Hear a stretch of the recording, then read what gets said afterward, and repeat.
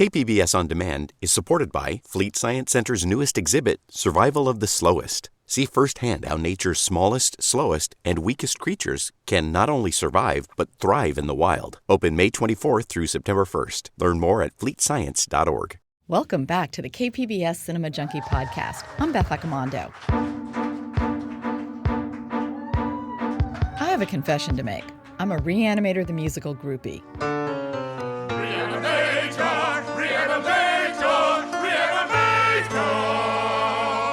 My obsession with Re-Animator The Musical began in March of 2011. I had always loved Stuart Gordon's 1985 low-budget cult horror film Re-Animator.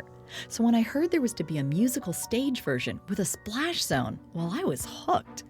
Both the film and the play are based on an H.P. Lovecraft story about Herbert West, a young med student who discovers a reanimating agent that can bring the dead back to life. Don't expect it to tango. It has a broken back. But it was dead! Twice! Why does it sound like that? Birth is always painful! But the dead are pissed about coming back. I give the gift of reanimation! In the years since it's opened, I've seen it more than 24 times, including following it to Scotland for the Festival Fringe, and most recently to Las Vegas, where I saw it 4 times in 3 days. I just can't get enough. I constantly have songs stuck in my head, including one about an outstanding basement. I even learned the Miskatonic fight song by heart. Fight on, Miskatonic! Push them back, and then And then brought pom-poms for audience members and then taught them how to sing along. So you're probably thinking, what could possibly prompt such devotion and obsession? First of all, the show serves up a rare kind of perfection and ingenuity. When Stuart Gordon decided to bring his own film to the stage, he recognized that doing a stage play now is like doing a low-budget horror film in the 80s, because there was no CGI and no budget for optical effects back then, so everything was done like you would in live theater. And that contributes to another reason to love the show. It makes us willing participants in the illusions it creates. It has a charming as well as wickedly clever do-it-yourself quality that thoroughly engages the audience. It's like knowing the magician's trick and still being dazzled. And maybe that's the do-it-yourself quality that inspires creativity on the part of its fans. People in line have come in elaborate costumes and with homemade props, sometimes of amazing quality. I've met people at Re-Animator The Musical that I've become fast friends with because of our shared passion. Then, of course, there's the blood. That's a big reason to love the show. Graham Skipper, who plays Herbert West, makes it his personal goal to shoot the blood out as far as he possibly can, or to pick on one victim, like a little boy in Las Vegas, who screamed with delight as he was showered in a spray of blood. At the opening week of the show, I spoke with a pair of giddy fans, Gabriela Rodriguez and Emilio Castro, about sitting in the splash zone. I was sitting 4th seat in, and I right in front of the intestine spray at the end, so I pretty much got splattered.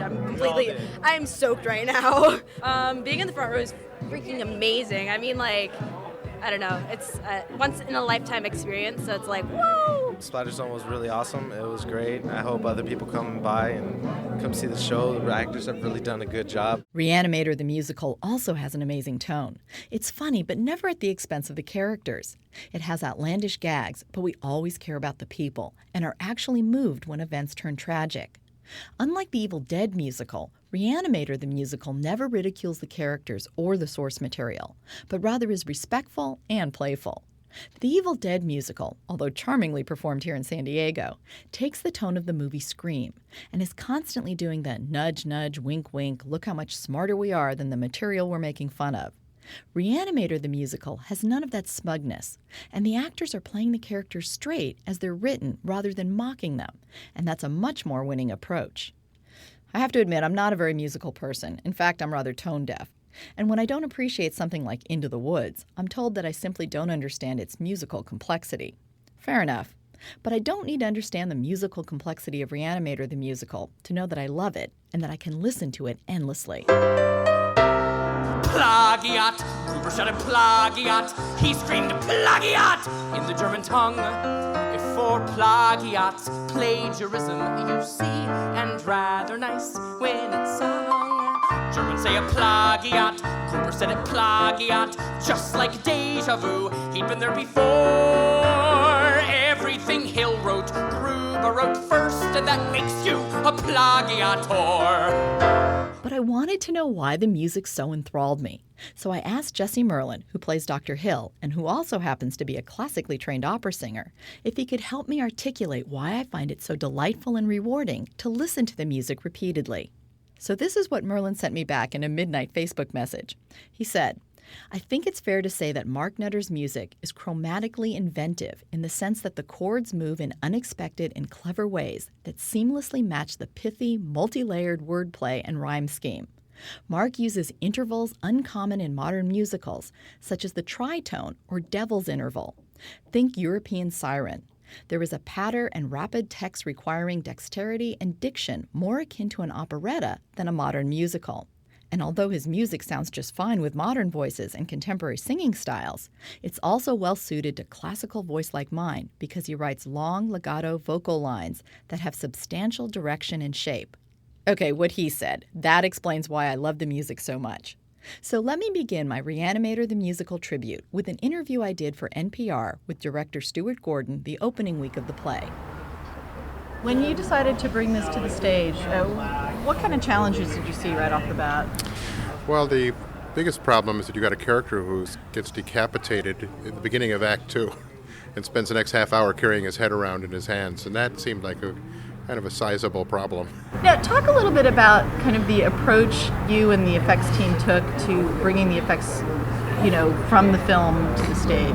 Well, when we did the film, back in '85, a lot of the effects were happening. They were live stage effects. We didn't have a budget to do optical effects. There was no CG then, so we did things kind of very sort of simple and the way you do them in a live theater. And that's what I finally realized is if we just could use those same effects right here for a live audience, it would seem like it should work pretty well.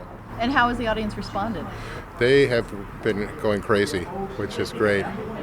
Now, tell me whose idea was the splash zone, and tell me what that is. Well, Re-Animator is known for the bloodletting.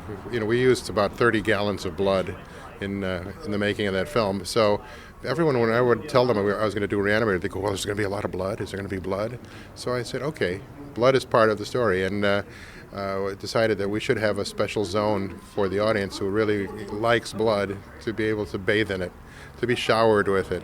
And every preview I'd come out and ask the audience, how they liked the show, and they'd always say, more blood, more blood. And I started realizing that the only thing that would make them happy is if we could do something like they did in the promo for The Shining, with the elevator doors opening up and 3,000 gallons of blood come pouring out. I think they wanted to swim out of the theater. Recently, Spider-Man's been in the news, the stage version of that, where they're having a lot of problems with their technical effects and stuff. So talk a little bit about kind of like the approach you've taken versus what they're doing and why you think yours has been successful. Well, ours is a very low-tech approach. Spider-Man, I haven't seen the production, but I'm assuming that it's real state-of-the-art kind of effects. But this is stuff that's the simplest stuff that goes all the way back to ancient Rome. In those days they used to have chicken blood and little bladders and that they could explode on stage, and we've got trap doors, and we've got we're using all of the kinds of old school effects, and I think maybe that's the difference. And do you think those kind of effects are engaging the audience more? Well, what's great about these effects is that it's not like we're fooling the audience. The audience knows how we're doing everything, but I think they enjoy being in on the joke. I also think it's really great to let the audience's imagination be part of it. It's almost like if you do too much, then the audience becomes very passive. They just sort of sit back and say, all right, thrill me. Whereas here it becomes they're part of the part of the game. And it gives them something to do. It puts them to work, and I like that. Now, you actually have a theater background, correct? Yeah, I did theater. I was the artistic director of the Organic Theater Company in Chicago for 15 years before I did my first film. And so, theater is my first love. And how did this musical stage version of this come about? Well, I had been thinking about the idea, for a long time, but I couldn't figure out how to do it. And then finally it just dawned on me that yes, there is a way. And I met an old friend, Mark Nutter, and saw a show that he wrote the music for called Bicycle Men. And that night I realized that this is the guy who should be writing the music for Re-Animator. He's got this very twisted sense of humor, but his music is kind of cheerful but disturbing at the same time. I give life, I give the gift of reanimation. I give life, I give it freely, this is my calling. I'm the modern heir to Prometheus, bringing fire to man.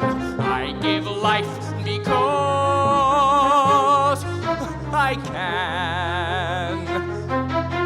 Because this is for radio and I can't like show them a picture or something, but describe a little bit, like when the audience comes in, what does that splash zone like look like, and how is the space kind of? Well, it kind of looks like an episode of Dexter, you know, when everything's wrapped in plastic. And as a matter of fact, right before the show starts, we have one of the people one of the staff at the Steve Allen Theater here comes out with garbage bags for them to wear, and he sort of shows them how to put them on. And it's kind of like, you know, the stewardess at the beginning of a flight, showing you where the exits are. But you know, this is you know, we want the audience to be protected as much as possible from this. You know, the flying blood, you know, the plasma going through the air. And describe this venue a little bit, because it's a nice, intimate space. It's very intimate. It's a 99-seat house, so everybody's really close to the action, which is great. We don't even have to mic the actors, which I love. You know, it's I think the furthest row back is maybe about 10 rows at the most. Tell me a little bit about how the actors have kind of responded or accepted their role in this. Well, I think the actors have been fantastic, and it's a very physically demanding show. You know, to get some of those headless gags to work, Jesse Merlin, you know, who plays Dr. Hill, has to, you know, literally climb into a box, you know, and he has to wear this weird rig where he has to kind of hunch over and to make it look like he's carrying around his own head. He has to be a contortionist, and I found out when we were in rehearsal that he actually is double jointed, which I think it makes it possible for him to do half of this stuff. Do you have a favorite gag or anything, or effect? I have to say it's the intestines at the end of the show. You know, Herbert West gets strangled by Dr. Hill's intestines, which come flying out of his body. And that sequence was something that came into the show very late in the game. And Mark wrote this song that's kind of like his version of My Way. It matters not the thoughts of those who play it safe and take the known trail. How brave was I to shun the crowd and blaze my own trail. I've suffered, fools endured their wrath, but never strayed from my noble path. And even now I maintain my dignity, which can be tough, as you can see. I forge ahead to raise the dead and please my own prayer. Which Herbert West sings as he's getting strangled by this boa constrictor-like large intestine. Do you think that the way the effects are and the way the play is, do you think it's almost kind of like a magic act? Well, there is magic in a sense. I mean, we do a lot of switching things. You know, we go from a prosthetic head to a real head without the audience realizing it, which I love. You know, last night there was a woman sitting in front of me, and when Dr. Hill's, decapitated head opened its eyes, she gasped, and I thought, great, you know, we did it. This is working. Do you think there's two kinds of audiences that are coming to this? Are there the people who are the diehard Re-Animator film fans, and then also people who've never seen the film? Well, you know, during the previews, I would ask them how many here have seen the movie, and only about a half or a third of the audience would raise their hands. So most of the people that are coming to see this have not seen the film, which I think is really interesting. And so a lot of the plot points that are, are shocking them. You know, the characters that they've gotten to like getting killed. You know, this is like they're not expecting this. So it makes it even more fun. Do you know how some of these people who've never seen the film, what's drawing them to this? I don't know. I think it's, that they've heard, so a lot of them have heard about the movie, they meant to see it and never got around to it, and so this is kind of a nice way to reach a whole new audience. Plus you're getting that sort of musical comedy people who walk into this thing expecting it to be guys and dolls and end up, having the shock of their life. Has the success surprised you in any way? Well, I'm very happy that people are enjoying it. You're always hoping that that's what's going to happen, but you never know. And but from the very first preview, the audiences were just having such a good time that I just relaxed and started enjoying it. really enjoying myself. Next, let's hear from Jesse Merlin. If you're a faithful Cinema Junkie podcast listener, you'll already be familiar with him from the tour he gave us of the macabre Surgeons Hall Museum in Scotland. Well, I play Dr. Carl Hill, who's a neurosurgeon, and he gets exposed as being a plagiarist. In the second act, we find out he's actually very much obsessed with Dean Halsey's daughter, Meg, and it's kind of his guiding force that he has this just all-consuming obsession for this young co-ed. Here's to Megan Halsey, a perfect girl from a dream. Eyes like shining diamonds, a complexion like cream. And in the second act, he is decapitated by a shovel, and that actually liberates him. After he gets decapitated, it's like he's finally free to act out on his unnatural impulses, and he's really even becomes more alive after death. It's a wonderful character. There's a decapitation on stage, then I have a puppetry rig where I'm carrying my own decapitated head around while singing, which is something new. You know, as a singer, you don't get to do this sort of thing that often, and it's wonderful fun. The effects are really very effective on stage, but they're very kind of low tech on a certain level. And how does that like engage the audience more than if it was maybe trying to be more flamboyant or more, you know? Oh, I think it's flamboyant. It's really messy. I've never done a show with this much projectile blood in it before. It doesn't have the hyper-realistic quality of the film. The film is shockingly realistic. It's a different thing because it's musical, because it's an operetta style. It has a natural lightness, which kind of plays counterpoint to the gruesome and grotesque doings on stage. But people connect with it. It's like people are happier to see kind of how things are happening. The illusion, I think, is still effective, particularly after I get decapitated. I have two different decapitated heads that run around besides me in the show. And when we switch from the decapitated head to my actual head so I can start singing in a brain pan, it's very effective. I mean, it's really gratifying. Almost every night we get a round of applause, and even occasionally sometimes people gasp when my eyes open because they don't realize there's been a switch.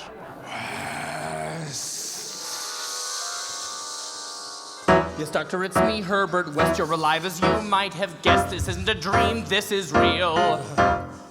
Tell me, how do you feel? You bastard! Well, it's just funny because it seems in light of what's going on with like the Spider-Man musical, where they're Right. trying to do these very kind of high-tech Right. things, and they're running into all these problems, but it seems like these effects that are kind of practical effects that are happening right in front of your eyes seem to engage the audience a lot more. Right. Well, it may not be as like death-defying as what they do in Spider-Man, but these are very dangerous effects and stunts too. I mean, Stewart is an astonishing director. He pushes you to the very edge of what you are physically able to do. He kind of pushes you to the edge beyond which you cannot go any further. You can't make a change faster. You can't do this any more dynamically or really quickly than he asks you to do. But you're inspired to do it because he's kind of like this Zen Buddha of horror. He's this happy, smiling character who has this demented imagination, and you really want to excel for him because he's so amazing. Explain a little bit about that effect of you holding your own head. Like, I don't want to give it away. No, It's pretty magical. Well, maybe explain because it's for radio. Oh, sure. Maybe explain like what the effect The is illusion? for the audience. Yeah. Well, what it is, and people honestly, I mean, a lot of people can't figure out how we do it, but I have the decapitated trunk with a bloody neck stump, and then my head is in front of my torso, and I'm holding it. And so it really looks like I'm a contortionist. I'm able to walk in this, too. It looks like I'm holding my own head, and it creates the illusion, I think, very effectively. I mean, you can see, there's a long smock, but you can see wheels underneath it, so there's clearly some kind of seat, but people can't tell if it's one person or two, and it's really... Especially at first when you see the bloody nurnies hanging off of my neck and my hands holding it and this kind of the drool on my chin and this really this demented angle of the character, his raw id coming out. I think it's very effective. I'm interviewing you here in the theater. Explain to me where we're sitting. Well, we're in the second row. The splash zone was just supposed to be the front row. It's the front two rows are completely covered in cellophane. But the way the projectile blood in this show works, people in the back row are getting hit. There's nobody safe. The poor musical director, his score is covered with blood. Pages of it are covered with blood. There is a lot of gore in this show, and it starts in the beginning.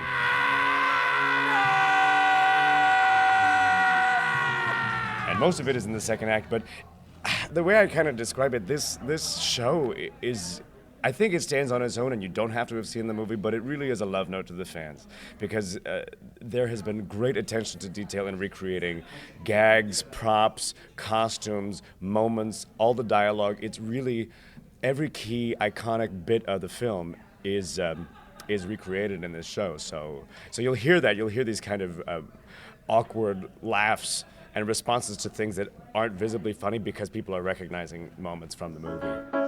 You didn't think to try and call me or even leave me a note on the refrigerator. I was busy, and besides, what would a note conceivably say? Cat dead, details later. Your character is actually responsible for most of the blood that gets sprayed into the audience through his intestine. That's right, and I try and take credit for that because it's wonderful body double work, but it's not. It's actually my wonderful body double, Brian Gillespie, who's one of our chorus members, and he plays my trunk. Most of the time I'm carrying my own head, but there are some scenes where he's actually doubling for me, and there's a long length, I don't know, maybe 10 or 15 feet of lower intestine that wraps itself around the protagonist, the remarkable Graham Skipper, who plays Herbert West. And he sings his fond farewell, his kind of like his torch song at the end as he's being strangled by a boa constrictor-like intestine that shoots blood all over the audience. I mean, it really can't hit the back row. Stuart was sitting in the back row, and he got him one night, so there's nobody safe. I don't actually personally get to manipulate any of the things that shoot blood into the audience, but I do get some gruesome effects, particularly with decapitation. From the stage, can you guys see much of the audience reaction? Yes, we can. It's a very intimate venue. This is my second show here. I did a show here that ran for a year called The Beastly Bombing that was kind of a cult sensation of its own, though without the projectile blood. It's really not even a theater. It's a lecture hall that's been repurposed as a theater. It comfortably seats 85. At a pinch, it can fit maybe 95 or 100. And with very, very little room to spare. There's no wings. There's very little backstage area. It is really tight. And you can see people. You try not to focus on that too much because that can affect your performance, but one way or the other. But the response is truly remarkable. I mean, we were selling out with people lining up for this show in previews before any reviews had come out. And the buzz around this, particularly the devoted horror fans that love the movie, has been astonishing and very, very gratifying. Okay, great. Thank you so much. Thanks. I also spoke with actor Graham Skipper after the performance I attended, but I had to take my audio kit out of a double-wrapped plastic bag because I'd been sitting in the splash zone. I put it in the plastic bag because I wasn't sure how far you were going to spray this time. Yes, well, I try to get it nice and far. So tell me a little bit about who you're playing in this. I am playing the iconic role of Herbert West. Made legendary by the legendary Jeffrey Combs, and I am a medical student who has discovered a reagent serum that can reanimate the dead. Of course, it has the potential to be the greatest breakthrough in science, but I haven't quite perfected it yet. There are still some hurdles along the way. Something should have happened by now. Herbert, we have to go. Herbert! There's no sign of life, none at all. Clearly the dose was too small, increasing the reagent dose to 30 cc's. My God, Herbert, please. This play involves quite a few effects, so tell me a little bit about working with those as an actor. Well, I've never done a show like this. I mean, I don't know that there is a show quite like this. But, working with this special effects team, I know that they had to, make effects that could, one, work night after night. It wasn't just a one-shot thing, let's get the shot and then it's done. Two, they had to be, easily manipulated. There are a lot of really quick changes backstage, so a lot of the prostheses that they use, like the shotgun wound to the head and, mauled by a bear mask. Whereas in a film, they would, take hours and hours of makeup to put you into that. Here, they've made masks that are shaded to match the actors' faces, that can slip on and off really easily. With effects that I personally work with, like the intestines, I wrestle with these demon intestines, zombie intestines, I'm not sure what you'd call them, towards the end of the show, and they squirt out bile and blood and things like that. And so it's really a matter of finding kind of the most low-tech way of doing it possible, because that's often the easiest way. And then a lot of it, like for me, we don't have intestines that will actually attack me, so then it's up to me as an actor to pretend that they're attacking me, to time out with the stage manager who's under the stage pumping the blood out, time that with him so that I'm squirting it at different parts of the stage and onto the audience, mostly onto the audience, to be really efficient with it. Tell me where we're actually sitting here in the theater. We're sitting in the splash zone. The front 2 rows officially are the splash zone. I know I make it my personal goal to shoot specifically the intestine blood as far out as I possibly can. But, we offer ponchos to people who often refuse them, which I think is really fun. I know I certainly would. We spray them liberally with all kinds of liquids. These are what you'd basically call like practical effects because they're happening in real time right in front of you. How do you think that maybe engages the audience more than if you tried to do something maybe a little more high-techy or something? Main difference between something like a film and theater is that I've always heard it referred to that when you're seeing live theater, you're breathing the same air as the cast. You are there with them, and even if they never break the fourth wall, and all of that, it's all. There's this sort of communion that you have with the audience that you share. And with this show specifically, because we include it, so liberally and so specifically with this show, things like blood flying out and a lot of blood flying out, that the audience can't help but be engaged. I cannot imagine sitting back and relaxing in this show because something might really fly out at you. And what a better way to go see theater than to be in danger. Which you also use with the cat and with Dean Halsey's body. You've got like a puppet and kind of a giant doll that is used on stage.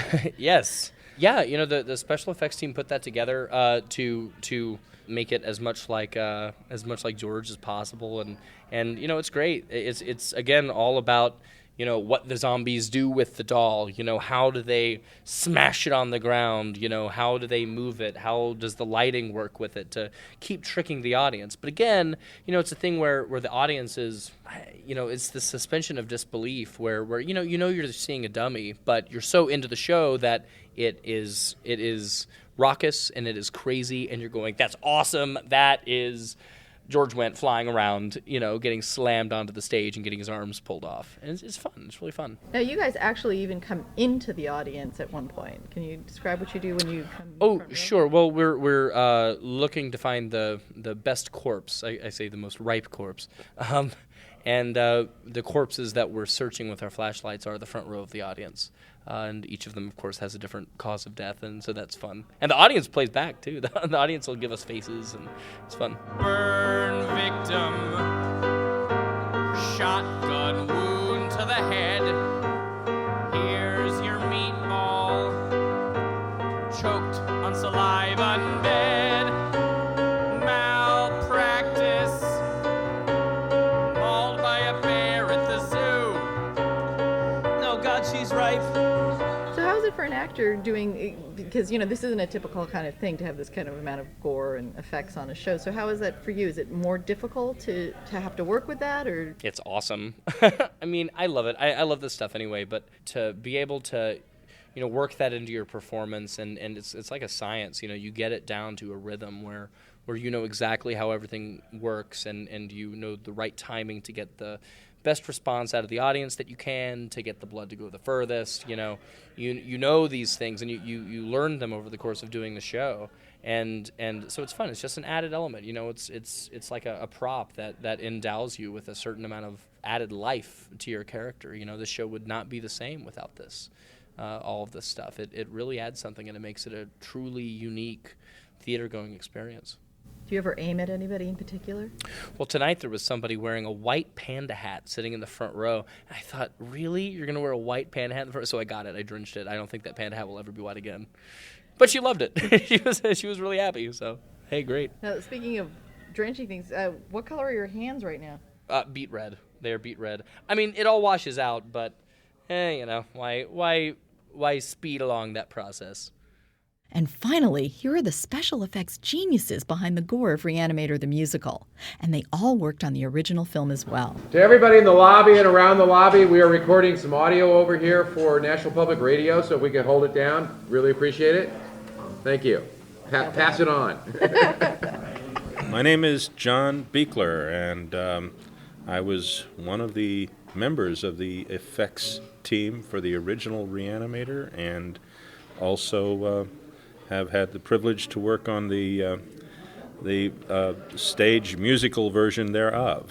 I guess on the original film, there was a version of the Dr. Hill head which eyes moved around and was operated. I actually wore the thing once as Dr. Hill, bumping into things, holding the head, spilling over occasionally.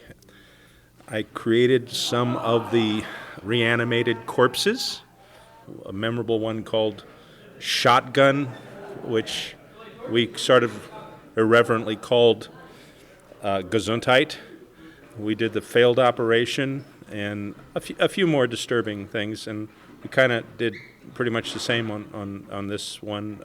We added a little bear mauled victim and recreated Shotgun, or Gesundheit, and we did sort of a nasty-looking burn victim. Okay, and you are? My name's Tony Dublin, and, well, I was like, I guess you might say the chief on Re-Animator for special effects and makeup effects, and coordinating all these guys and all the effects work and stuff. And John and I and John, we designed everything together and floor operated it, and what you see was our work on the show. And John and I got together with Stewart when he said he wanted to do this as a musical, and we're trying to figure out, okay, how we're going to make the transition between a film, which is a very different way of staging effects, to the stage, which is a completely different way of staging things, and coming up with some lists. And you got John involved, and this John, and the rest, as they say, is history. And you are? And I'm John Nolan, and Tony and I co-supervised in the original film. And I would have to say that the experience on this was not undifferent than that, in the fact that it all started off with a breakdown from Tony and a discussion of, oh my God, how can we possibly do this within the time allotment and budget and all of that sort of stuff. And it was even more of a discussion this time, but and especially the theater, because it's so small and so tiny and limited sight lines and stuff. So it was more of a combination of magic illusion, the table which Tony built, and props, and Stewart had actually done a little sketch of the roll-around gag, which on the film we did something very similar, but it was done with two people, and of course we could control the angles much greater. And if you look at this, it comes out a little too wide, but it's just, for what has to happen underneath it, it is a little too wide. In the film, it's actually wider. So it was an improvement. I'd say an improvement. And now it's done by the actual Dr. Hill actor. So built the autopsy corpse and the corpse in the opening, and the intestines, which Tony then rigged to blow all kinds of fun stuff out of them. Funny, oh God, when we saw it, the audience was dying in that particular scene. And so we died with them, and that was fun. And did, of course, the cat on Rufus this time. We got just kind of basic puppets that were designed that Tony had found online by a company called Folkmanis up near the Bay Area. And we kind of de-stuffed them a little, changed them around, and then I rigged them up and did one of them as the dead Rufus, and just kind of reprised pretty much what we did on the original, except that we took the original Dr. Hill head casting, and that was done by a young gentleman named Gregory, and I can't remember his last name this time, who had worked with Stewart on the Edgar Allan Poe thing here and done some makeup with him. So he was willing to do it, and I think he was working over at K&B, so I think they supplied the materials and stuff. Well, he also had that life cast of Jesse, who plays Dr. Hill. So, okay, so he already had. Yeah, they already had that. So okay. they took the life cast that was already existing from another show and turned that into the Dr. Hill head with the addition of some wigs and stuff, I guess. Yeah, I did. Yeah, I got the fun choice of doing the wigs, and with our budget, and Stewart saying, but are they going to be human hair wigs? And I just said, no, because first of all, getting 3 human hair wigs that match exactly is almost impossible, because people don't happen to have that much hair for one person to get rid of it. And of course, we didn't have the budget, so took 3 female wigs and reblocked them and steamed them and recut them and styled them, and that's. Can I ask what your budget was? let's just say that the budget to build everything for this was approximately 10% of what the budget was on the film 26 years ago. Yeah. All right. On So- the other hand, I've never been paid so much. Now, talk a little bit about the approach you decided to take in terms of the effects, because the style, the choices you make are really fun because I think they engage the audience. I mean, you're not obviously trying to make them completely realistic. Uh-oh. Well, I mean, No. Failed. Well, I don't know. I mean, I would say we actually used some of the original sculpture work from the film, as far as the anatomical head, which I provided the tooling for. Tony made the vacuum form pieces, and then we did the painting and we did the latex one. And so that was from the sculpture from the original film. I had made a foam master before that mold literally rotted, and so we took a casting off of that.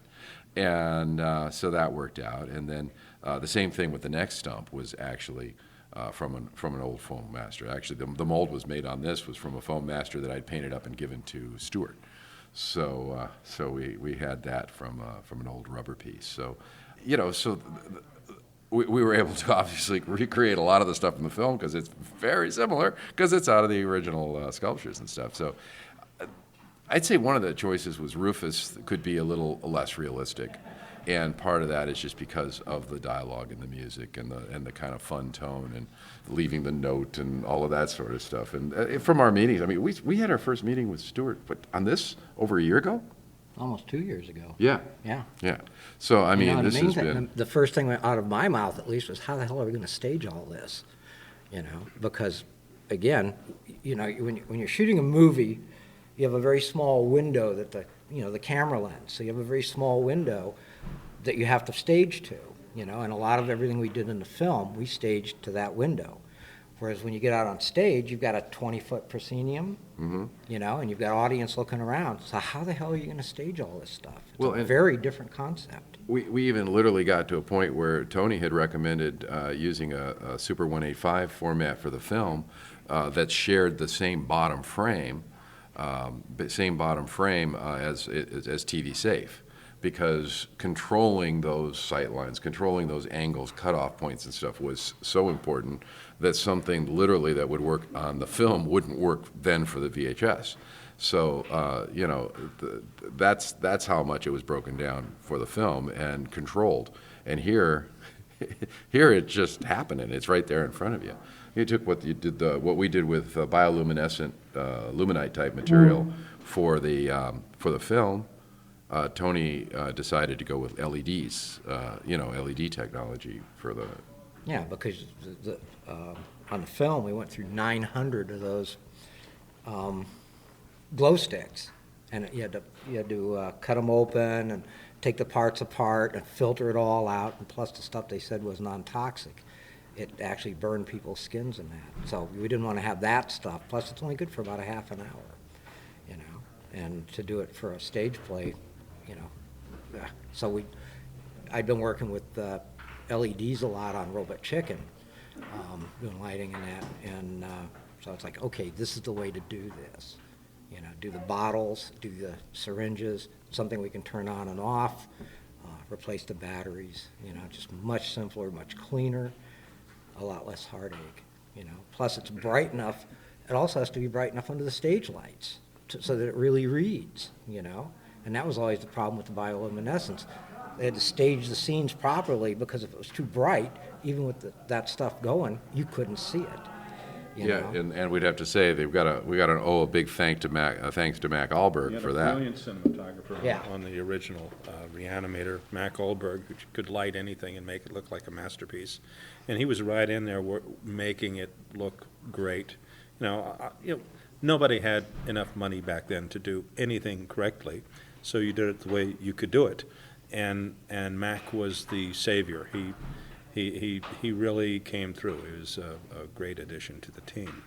One thing that might have prepared you for doing the show from the film is that you were kind of working with practical effects in the film. I mean, it wasn't CGI. I mean, you were using stuff that was... It wasn't invented. Yeah. Exactly. Right, there So was... okay, to put it in a time frame, I think a year and a half earlier, the last Starfighter had came out, and that took them a couple of years on Cray supercomputers just to get the spaceship shots and nothing else.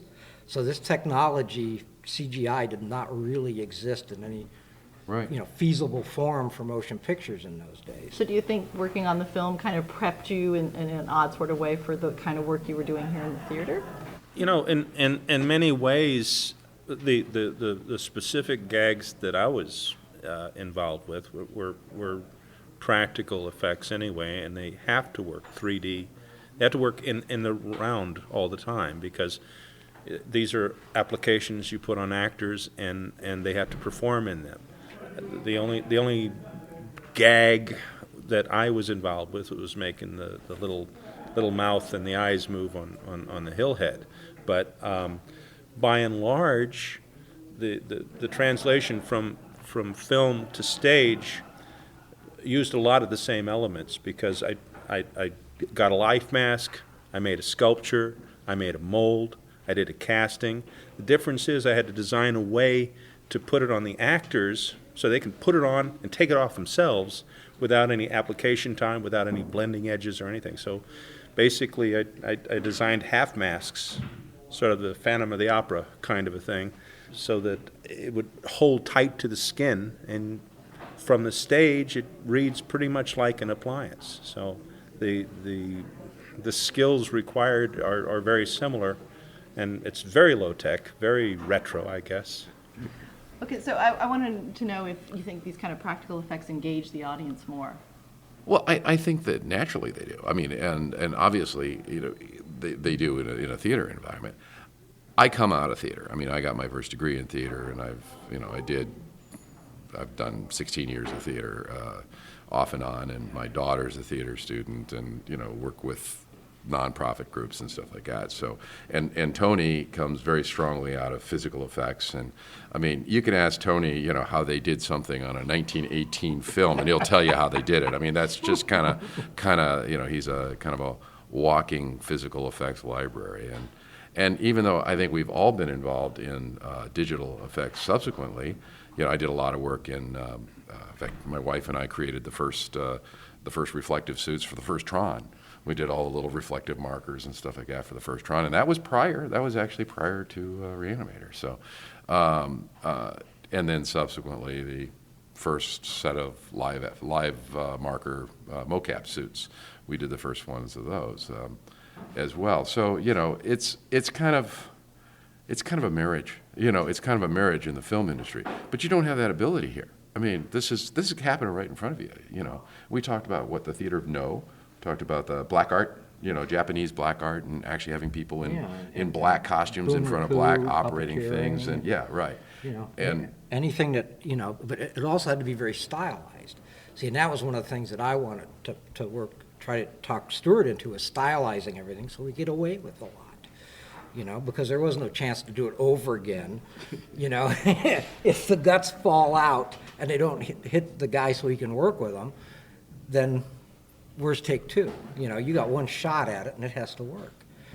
So it was just, trying to stylize things to get that, okay, so we're not trying to show you the real autopsy head, or having all kinds of stuff, like gallons of blood falling out. There's still a lot of blood, but not like, we went through 52 gallons of blood on the film. Yeah. Okay. So does that give you an idea I had to bring in special crew people just to clean up the bloody drool and the blood on the floor on the stage so we could move on to the next setup. And Peter Kent, the original, he was also Arnold's primary stunt double, Arnold Schwarzenegger. He had been doing, he was doing the first Terminator movie at the same time we were doing Re-Animator, and he is the bonesaw victim, here in the original film, and he laid on the floor dead for so long that he stuck. And so he completely stuck to the stage floor, but he was afraid to just kind of rip it off because he had to go and literally do one of the scenes where he's got almost no clothing on as the Terminator that night.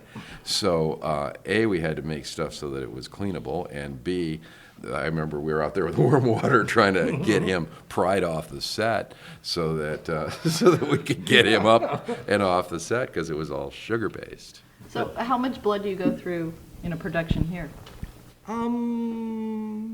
Probably 2 or 3 quarts. I think we've got a half a gallon Hudson sprayer in that stage bucket, and then there's a couple of syringes and the enema bag for when, it's basically the same gag that we're doing when West forces the bone saw through the guy in there, and it's an enema bag that's decorated on the front, and the costume is revealed or is pre-cut, so you can push the bag through, and then he just squirts it with his free hand, and he's got a dummy hand on the side. But see, that was when we did that on the film. We had a fake chest on the actor, and he's leaning over so that he's bent forward. This chest went straight down, and then I've got my arm up between his real chest and the backside of the fake chest, and we have the bone saw. The front end of the bone saw was a prop. Put that in my hand, put 2 tubes for fake blood, and then ground beef around my hand, and I stuck my hand out through his chest, okay? And I'm covered in a trash bag, okay? I got running down my arms and stuff like that. Now, when you say 2 quarts, does that include what Herbert West sprays into the audience? Yeah. Really? Mm-hmm. Yeah. Well, you atomize it. You put a lot of air in there, and you feel it in wet. I mean, if he was blowing gallons of stuff around the theater, A, they would spend the whole day cleaning the theater, and B, it's a soap-based material this time around, so people would be slipping around on it. It's just not necessary. I mean, people don't need to get that wet for the effect. The funny thing is, Stuart and I, when they were first starting the previews, we were having this discussion. I said I was pushing for more blood, and he was pushing for less blood because we were afraid. You got the stage lights, you got the stage, people got to clean up. You don't want to get it in their eyes and whatever. So we were still working that out as well. But then he's like, "Well, we maybe have enough blood." And then he comes back to me like after the first previews, and he says, "We need more blood." And I said, "What a surprise!" I said, the funny thing is, our roles have changed because in the film you were fighting for more blood. I was trying to talk out of less so we could, keep shooting. He wanted, so then our roles had changed. So then I went out when he called me in the morning, like a Monday morning after the first previews. He said, "Well, we need to get more blood." So I went out and just on the way in here, stopped at a couple of hardware stores, dug through my garage and dug up some of my stuff, and then filled a box full of just stopping at the hardware store and just grabbing things so I could kind of like put something together on the stage. You know that one, you both do, Yeah. Just pull something out, grab it out of the hat when we got here. When you talk about is the kind of practical effects used in the films back in the 80s and how it relates to the theatrical presentation here, and is that actually more, does it grab an audience better? And I think that there's certainly an argument to be made that when you have a practical effect on stage or on screen, it does have a tendency to grab the audience better, because the actors have a tendency to react to it more realistically because it's honestly there. And the audience is there in the moment experiencing whatever happens. Mm-hmm. And, it's that old thing where you play the moment. Whether the blood spills to the left or to the right, it's a real and honest thing. It's not something that's been storyboarded 4 months ago and a CGI artist has contrived to put it exactly where it's going to be to create the effect. This is practical, it's real, and therefore I think it works better. Now, whose idea was the splash zone? That was Stuart's. John and I were trying to talk him out of it because we were afraid of liability. Somebody shows up in really nice clothes and they don't know that you're going to be spraying this stuff around, and you could be.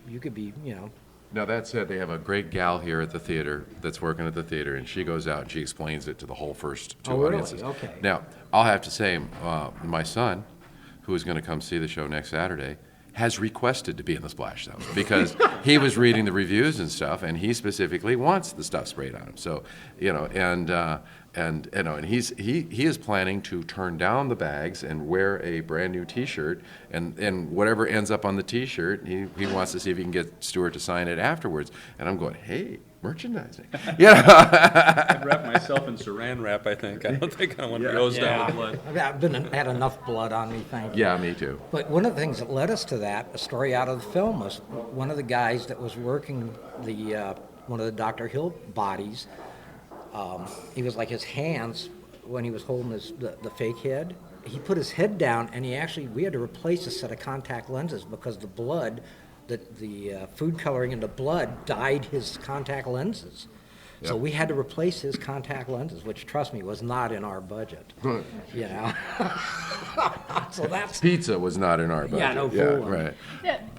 Oh, go ahead. Well, you know, part of the situation that we ran into on the film is, like you said, you know, Stuart was like, more foamy drool, more blood, more foamy drool, and then I'll never forget at the very first cast and crew screening, after this is all done, Stuart walks up to me and goes, you know, you're sick. And I just looked at him like, me? What are you talking about? You know? Well, that's what the production manager said to me. He looks at me. I was turning in my paperwork. He looks at me. If I quote him exactly, it's one of the 7 words you can't say on the radio. But he says, Tony, you're one sick boot. And I look at him, oh, thank you. Well, because, you know, we had a butcher shop up on Sepulveda Boulevard is one of our main suppliers on Re-Animator for brains and for chicken parts, ground beef, and we bought a couple of full-size beef livers, which are about the size of this table, and that's what the body was. Those were the days. Talk a little bit about the first effect that happens in the play and how that kind of maybe affects the audience. That was me. That was Dr. Gruber. And you did it in the film, too. I did it in the film. Actually, I did not do it in the stage version. I did it in the film. And I haven't seen the stage play yet, so I'm going to see how they do it. I thought you did this. No, I did not. Twas not Ma. But it's one of the 2 other names that is listed for special effects, yes. Yeah, and the original film, it was actually done as a second thought. I think it was in the original screenplay, but they didn't get around to shooting it, and they saw the film and said, you know, we really need that. So we designed basically bladder appliances underneath a prosthetic of the actor's face so that we could actually fill his eyes up with air and then subsequently with blood and literally blow them out of his head onto the people standing around him. And I think aside from, you know, the physical aspect of it looking nice and tasty and being very distressing to watch, I love the writing because the lady says, you killed him. And then, you know, Herbert West said, I gave him life. Of course he's dead. The dosage was too large. You killed him! No. I gave him life. Yes. Well, what about the... Cue the music, yeah. What about the intestine scene at the end? Did you guys work on... Oh, yeah. The intestine scene, we discussed and tested about 3 or 4 different ways to do this. And you know those promotional characters that they have that, you know, are just waving around and stuff like that. So the first idea was, could we blow them out? And it turns out it takes a lot of pressure to do that. And I got it up to literally leaf blower type pressure before we could get anywhere near it. So that was not acceptable because of the noise it would make. And then the second thought was maybe we can take it and have it attached and the actor pulls it towards himself or something like that. Well, then Stuart said, he says, I want something real light, like a feather boa. And my wife took Shayna, my wife did all of the soft sculptural pieces of the stuff we did, and she and has for 30-some years.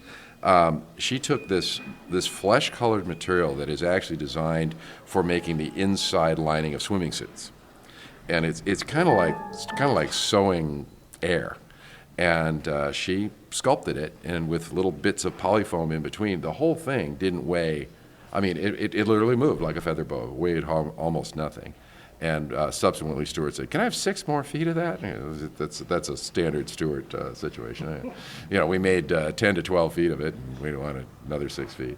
And then Tony got the idea of putting a line down the center of it and making it Stewart squirt. and I would love to take credit for that by myself, but really it was Stewart and I were standing there, over there at the counter, and they bring the thing out because we're trying to figure out where we can add more blood to this thing simply, okay?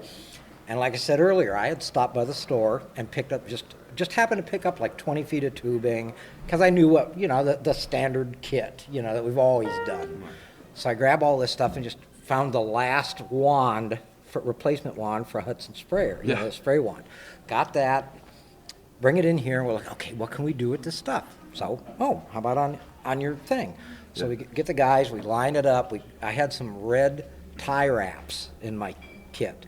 So we just red tie wrapped the thing in there and then ran a couple of tests with water standing right over there by the door. And hey, this is great. Okay. Well, and then I think they added the line in the song where he says, "What did Hill have for dinner?" Yeah. And it's just like, and the audience just absolutely is on the floor for that one. And tell me, what the hell did Hill have for dinner?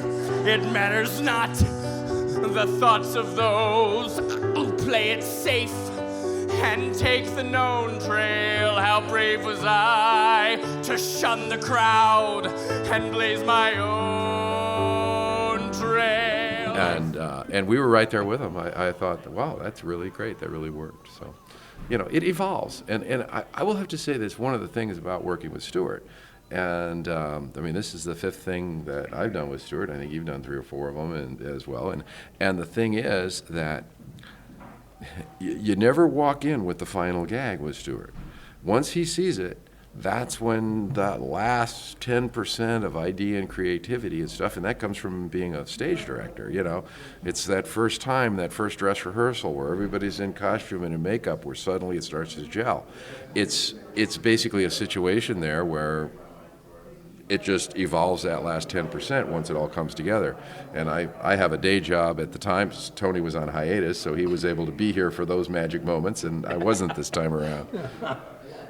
Yeah, I want to ask, because part of the reason that I was interested in pitching this to NPR and talking about it was in contrast to the success you're having and how well the show's playing for the audience, Spider-Man, they're trying to bring it to the stage, and it seems like they're trying to do these very high-tech cinematic effects, and they're running to all these problems and delays, and actors are getting stuck on wires. And I was wondering how you view that in comparison. You got to look at what they did for Lord of the Rings.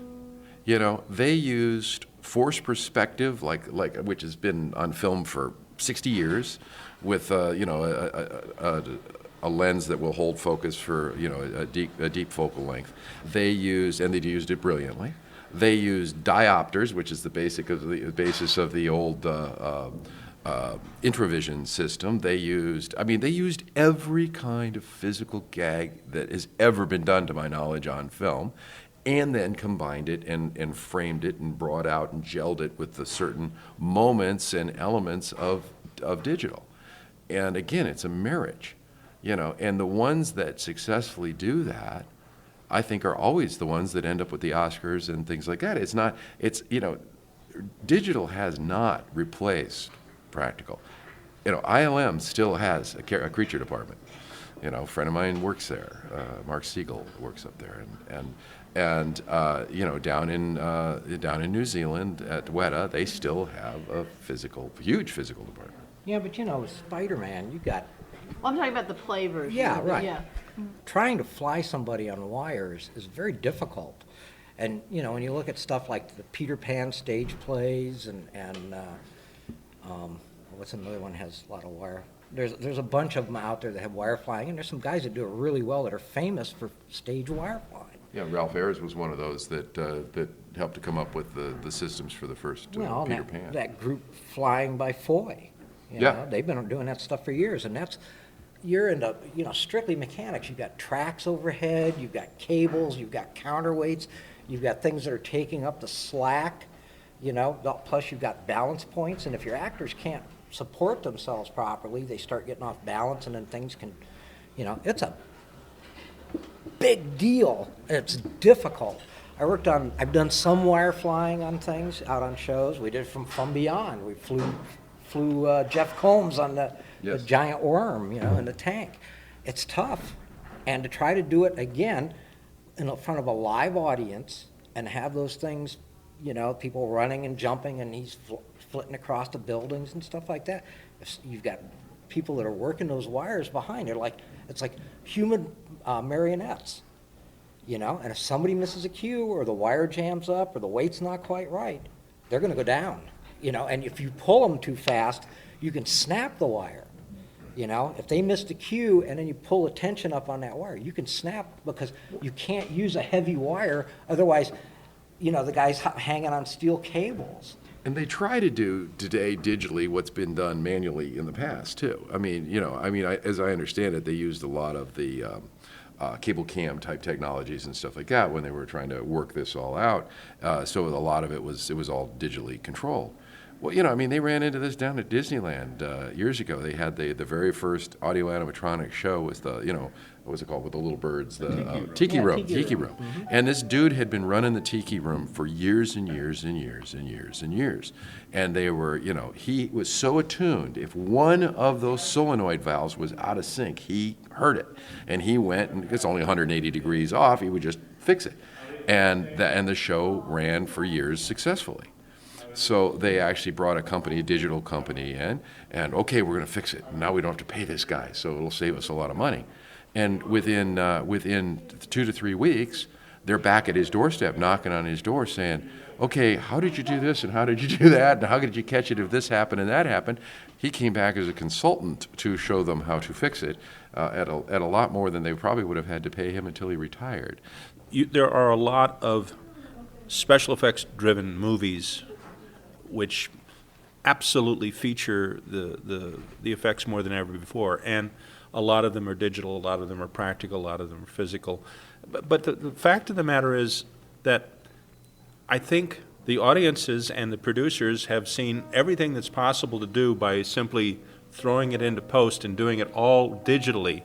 They think they can do it physically and practically on stage and make it just as easy. Whereas in old school, in the physical effects school, you respect the fact it's tough to do, and it takes time to work out all the bugs, and you can't fix it in post. And I think that's what they're looking at in Spider-Man. They can't fix it in post. They're in post, and it's not working because it didn't work right the first place.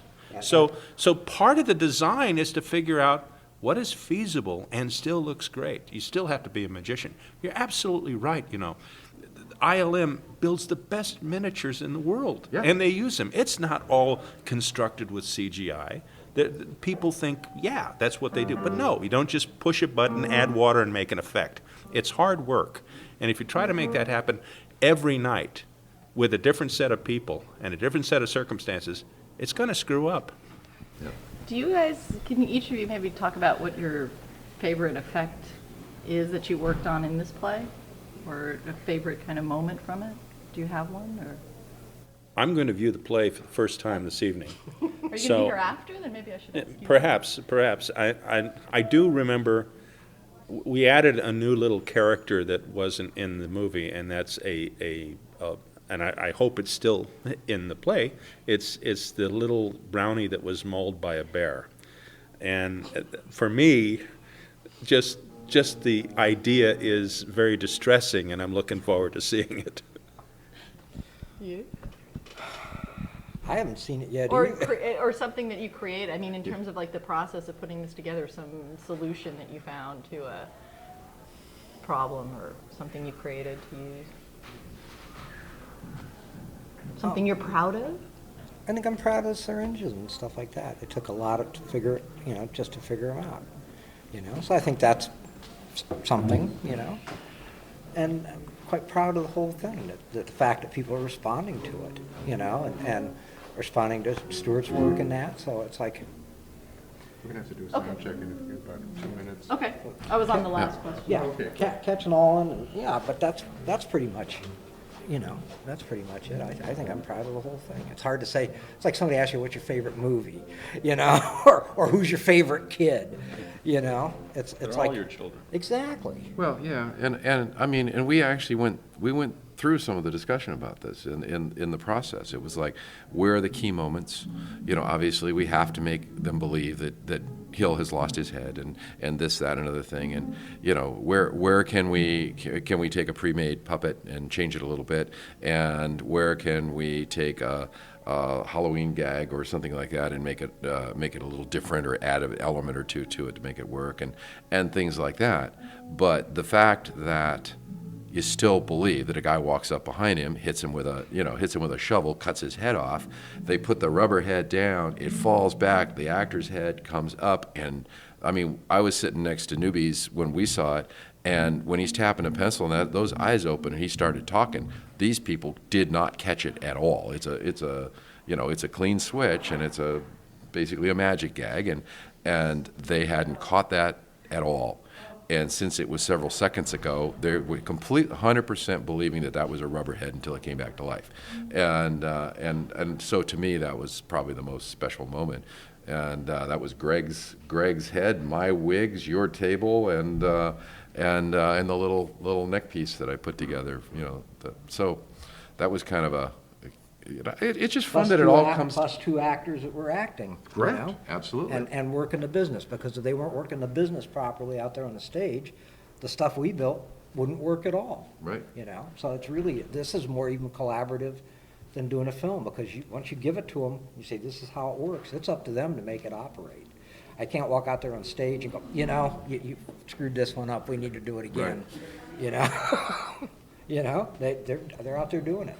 I've had a look and there's no longer any doubt it's big, it's what I need and crave. It is an outstanding basement, as perfect as can be.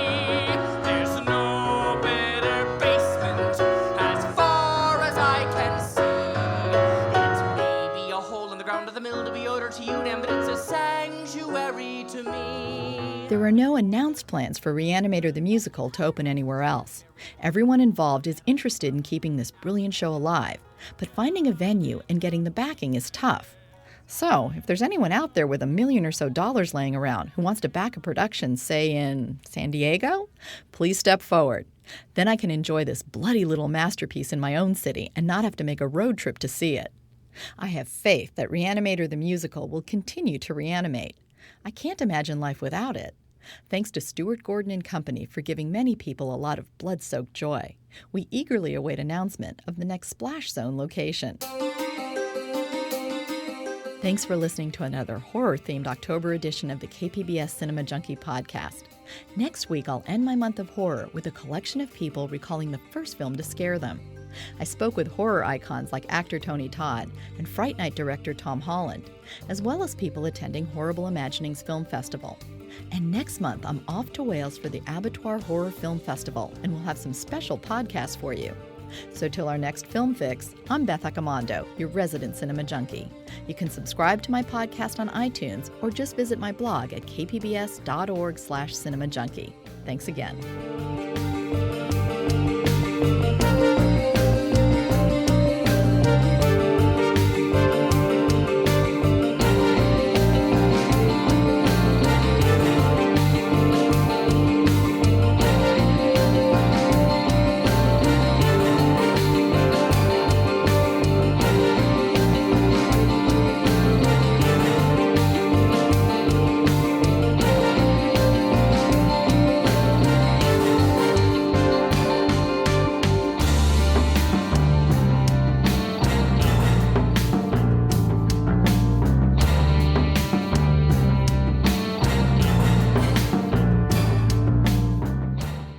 KPBS On Demand is supported by Fleet Science Center's newest exhibit, Survival of the Slowest. See firsthand how nature's smallest, slowest, and weakest creatures can not only survive, but thrive in the wild. Open May 24th through September 1st. Learn more at fleetscience.org.